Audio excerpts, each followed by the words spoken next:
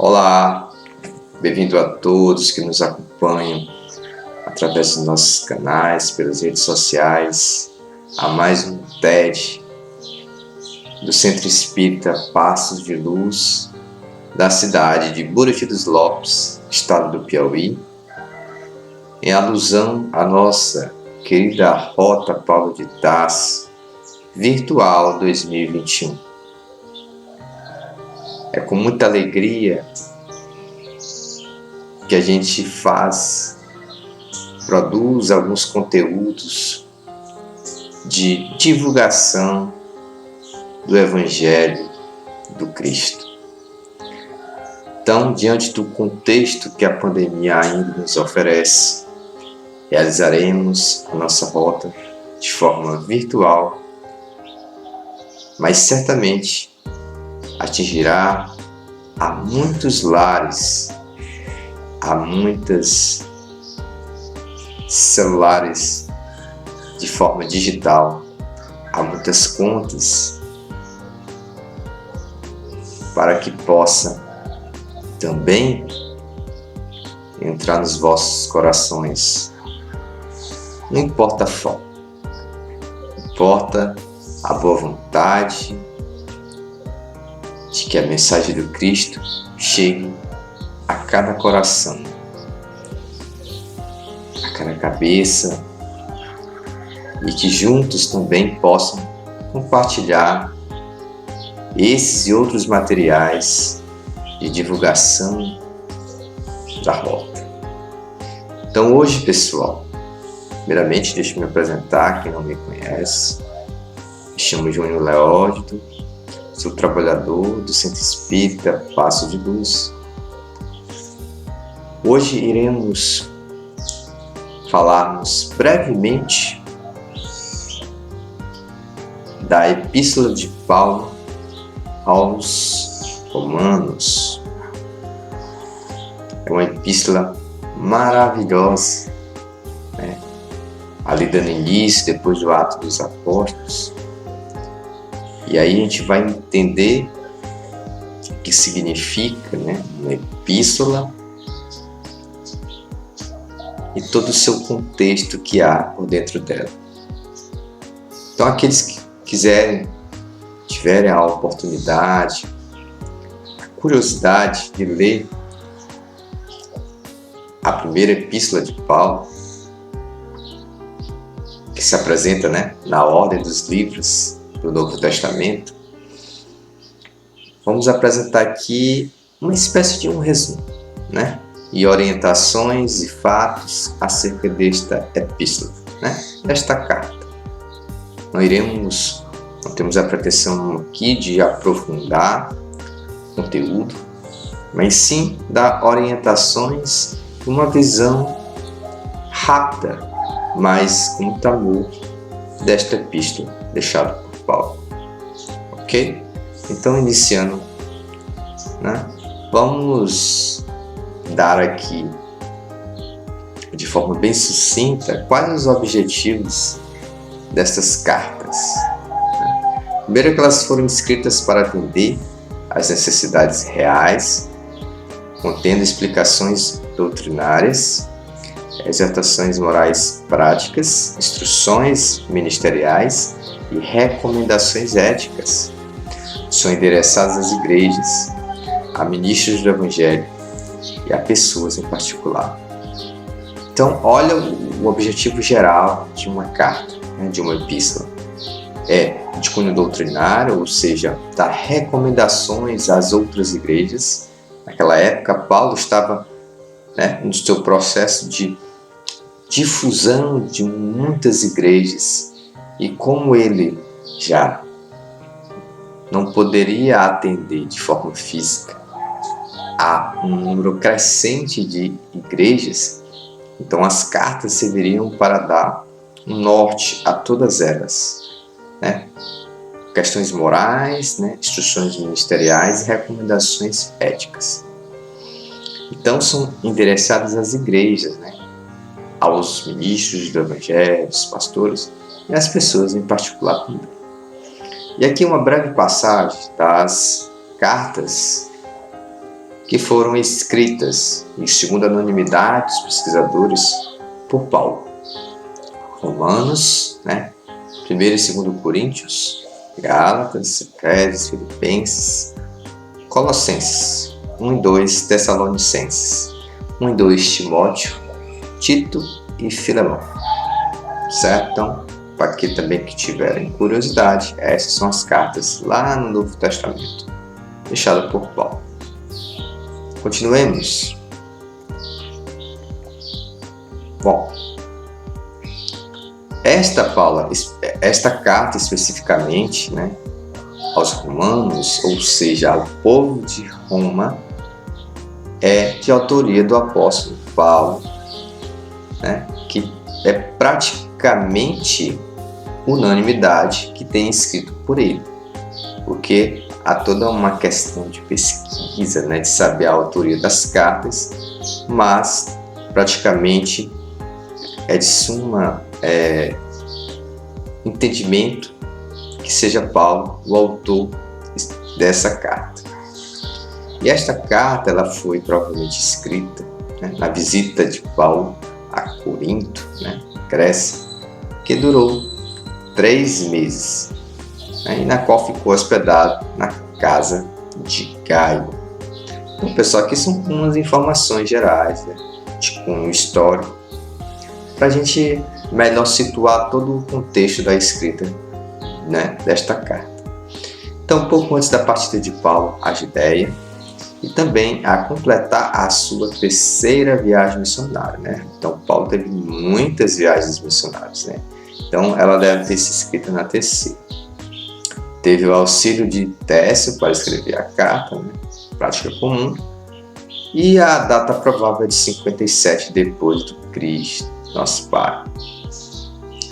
E que ele, em breve, pretendia visitar os romanos. Bom, continuando. Qual o propósito desta carta? Primeiro, que era defender sua mensagem e teologia que eram questionados por alguns. Então não era fácil, Paulo defender, ainda mais do que ele era antes, que foi também um combatente dos descendentes, dos seguidores de Jesus, Então, ele tinha um propósito nessa carta: defender a mensagem do Evangelho de Cristo e toda essa teologia que era muito questionada, principalmente pelo grande império. E também corrigir problemas na igreja causados por atitudes erradas dos judeus para com os gentios e dos gentios para com os judeus. Então, é de suma importância essas cartas, porque elas são balizadoras, orientativas, como uma igreja deveria se proceder. Porque Paulo tinha já toda essa condição moral, intelectual, para dar balizamento, depois do Cristo dos apóstolos, a todas as igrejas que dali para frente passariam a reger todo o corpo de cristãos, até hoje. Então, nesta carta, teremos palavras que serão muito bem encontradas, algumas de forma explícita, outras implícitas, como justiça. Paulo vai falar muito sobre justiça, fé, justificação, a lei e a graça. Então são temas que você, ao lê-las, as palavras dentro da carta, você vai encontrar estas palavras como requisitos implícitos, no sentido de sua mensagem. E esta carta ela foi escrita aos cristãos romanos. Interessante, porque Roma, vivendo todo aquele apogeu do seu império, com muitas situações que nada leva ao Cristo, Então esta carta ela foi escrita justamente ao talvez o principal povo na época de Jesus, em termos de cultura, economia, mais uma moral, pelo menos na parte do império aquém do esperado. Então, a importância de levar esse plano aos gentios, né? E esta carta ela pode ser dividida, assim o fazem os estudiosos, em doutrinária e prática, né? A doutrina, né, logicamente, perpassa toda a um cunho mais evangélico, né, de estudo mesmo, e prática de orientações a serem seguidas a não só as igrejas, mas também aos praticantes e aos que irão praticar a doutrina, ao Evangelho de Jesus. Então, Paulo prova que, né, e aqui alguns resumos, né, alguns trechos, capítulo e versículo da epístola. Todo ser humano possui culpabilidade universal. Interessante, né? Ele aborda aqui a questão dos seus atos, né? Todo ser humano tem o dever de fazer uma reflexão sobre os seus atos e da culpabilidade da qual exerce sobre o nosso universo. Todo ser humano possui tendências pecaminosas, né? Paulo já alerta sobre todo o nosso histórico passado, né? De outras vidas e desta vida, de sentimentos ainda não controlados devido a ao nosso passado anterior, aliás, a todas as nossas vidas anteriores, né? Carregadas de sentimentos não muito bons, e que viemos com essas tendências pecaminosas.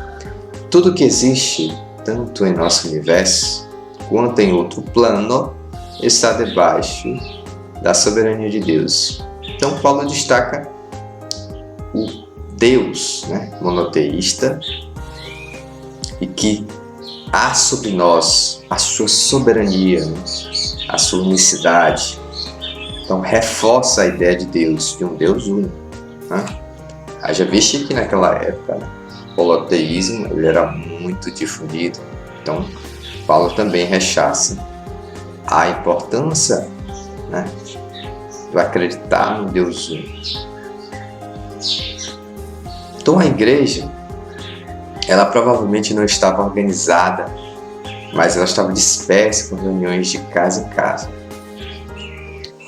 Logicamente, naquela época, né, com a pressão e a perseguição aos cristãos, muitas das reuniões eram de casa, né, de cristãos, muitas das vezes escondidas.